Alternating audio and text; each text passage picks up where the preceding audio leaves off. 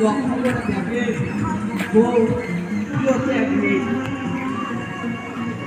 মনে হয় দুই একদিনের মধ্যে ফেলে গেছে কোটি কোটি ভাব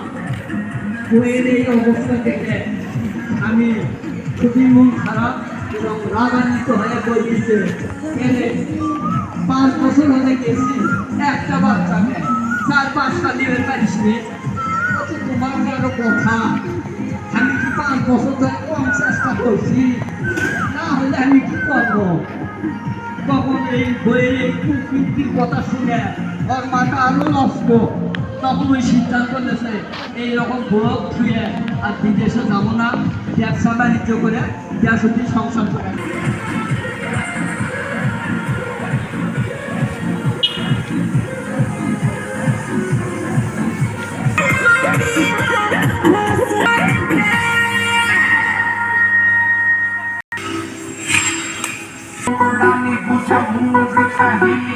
আমি